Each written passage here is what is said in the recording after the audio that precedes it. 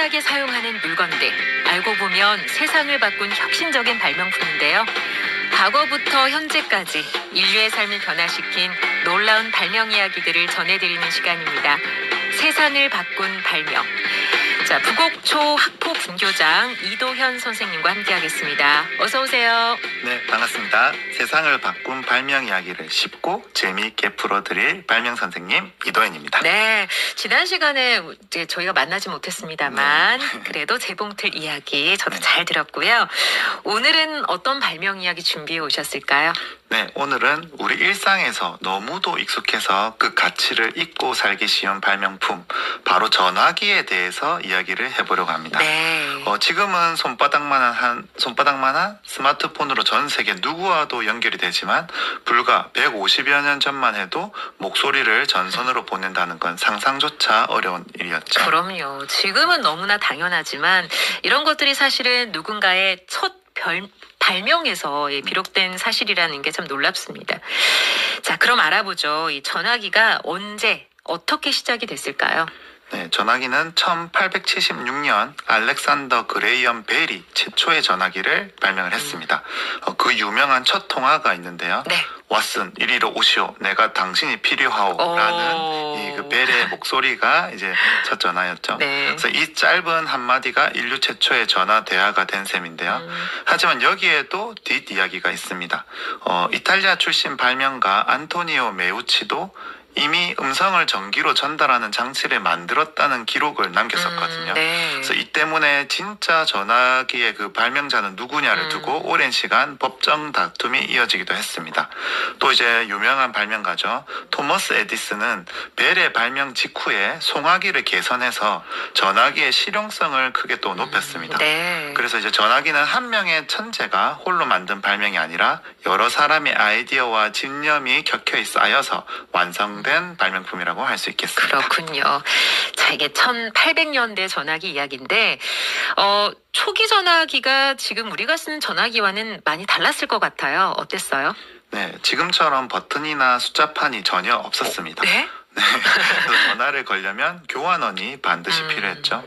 그래서 전화를 걸고 몇 번 연결해 주세요라고 네. 이렇게 말하면 교환원이 전선을 직접 뽑았다 꽂으면서 상대방과 연결을 해주었습니다. 네. 이제 1890년대가 되어서야 돌리면서 번호를 입력하는 원판 다이얼이 등장을 하고요. 이제 손가락으로 이제 손가락을 구멍에 넣어서 딸깍딸깍이 돌리는 소리. 재밌잖아요. 기억하는 분들도 계실 네. 텐데요. 이제 옛 영화 속에서 자주 볼 수 있었던 장면이기도 합니다. 그 시절에는 다이얼을 돌리는 행위 자체가 굉장히 설레는 경험이었겠죠. 그래요. 요즘 아이들 앞에 그 돌리는 전화기 딱 갖다 두면 안 돌릴 것 같아요. 네. 누르겠죠, 아마. 네. 구멍에 손을 넣어서. 네, 잘 모르겠어요.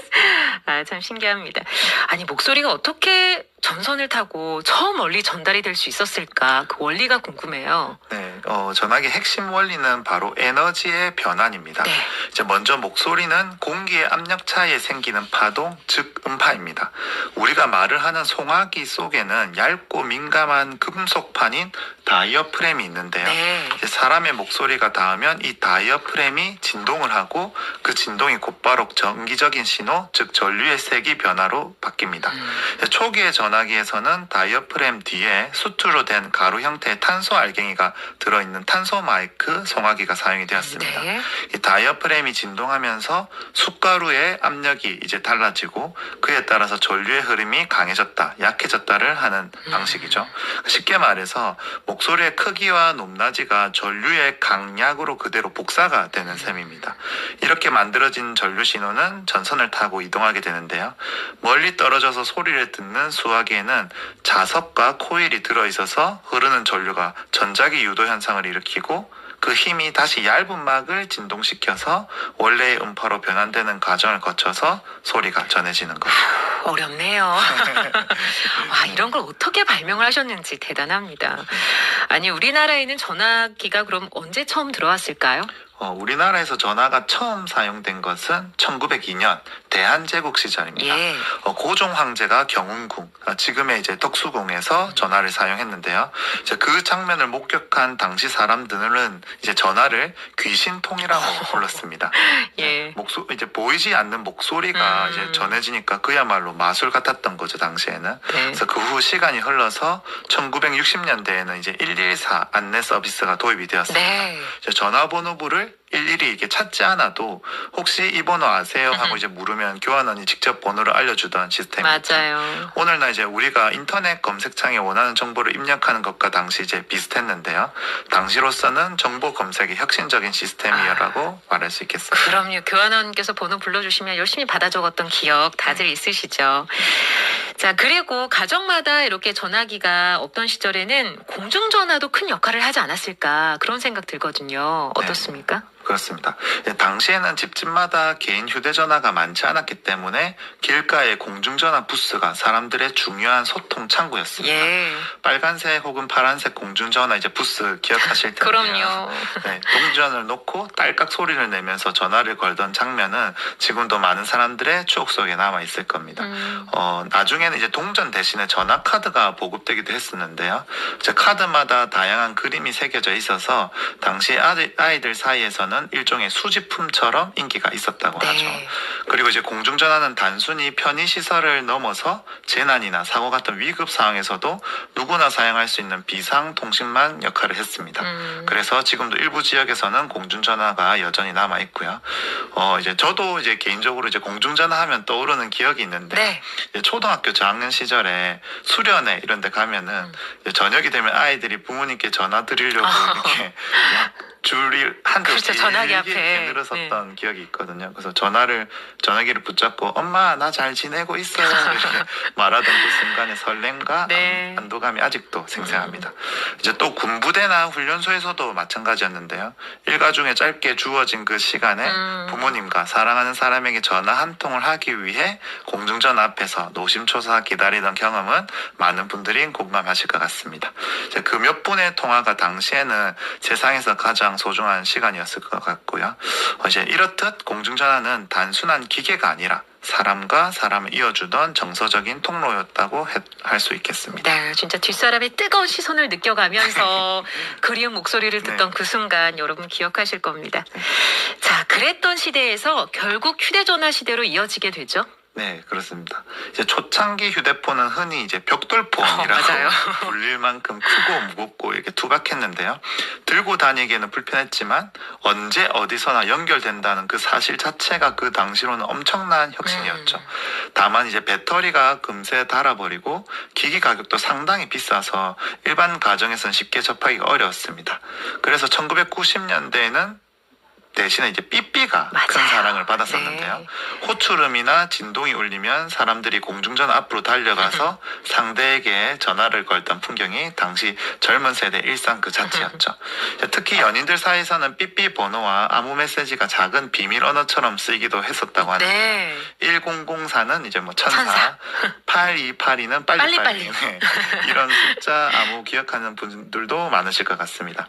이제 하지만 점차 휴대전화가 빠르게 보급되면서 삐삐는 역사 속으로 사라졌고요. 흥미로운 건 이 삐삐 회사들이 완전히 문을 닫은 것이 아니라 새로운 길을 모색했다는 겁니다. 네. 이제 카페나 음식점에서 흔히 볼 수 있는 이 진동벨 호출기 그리고 콜센터 사업 등으로 변신을 하면서 또 다른 발명 씨앗을 틔워서 성공적인 사업을 이어가고 있습니다. 말 그대로 발명의 끝은 또 다른 발명의 시작임을 보여주는 사례라고 할 수 있겠죠. 그리고 이제 2000년대에 들어서면서는 폴더폰이 등장했는데요. 네. 전화를 걸 때 이제 폴더를 탁 하고 여는 그 감각이 당시에는 하나의 멋이었죠. 멋있죠. 또 이제 개성 있는 컬러링이나 벨소리를 설정해서 자신만의 개성을 표현하는 문화도 확산이 되었고요. 이때부터 이제 휴대폰은 단순히 통화를 할 수 있는 그 도구를 넘어서서 자신의 개성과 라이프 스타일을 드러내는 패션 아이템으로도 자리를 잡게 되었습니다. 네. 자, 오늘 전화기 이야기 듣고 있는데요. 요즘 아이들과 관련된 재미있는 이야기가 있다고 들었어요. 네, 맞습니다.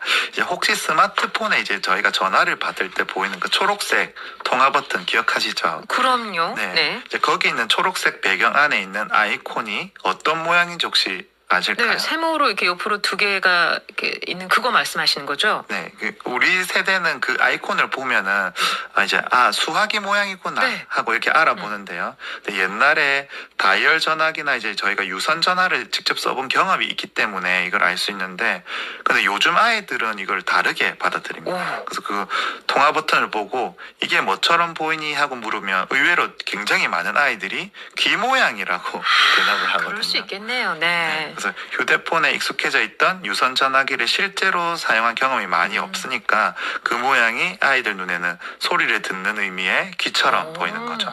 이처럼 같은 그림 하나를 두고도 세대에 따라 전혀 다른 의미로 읽히는 모습은 참 흥미롭기도 합니다. 네. 그래서 발명이 시간이 지나면서 단순한 도구를 넘어서 세대별로 다른 상징과 문화적 해석을 만들어낸다는 점을 잘 보여주는 사례라고 할 수 있겠습니다. 네.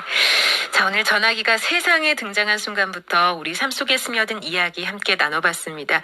앞서 이제 말씀하셨듯이 처음에는 귀신통이라고 불리면서 놀라움의 대상이었지만 어느새 공중전화 앞에서 부모님 목소리를 기다리던 긴줄, 또 삐삐의 짧은 진동에 담긴 설렘, 또 우리 지금 손바닥 속에 자리 잡은 휴대전화까지 언제나 사람과 사람을 이어주는 그런 다리였던 것 같아요.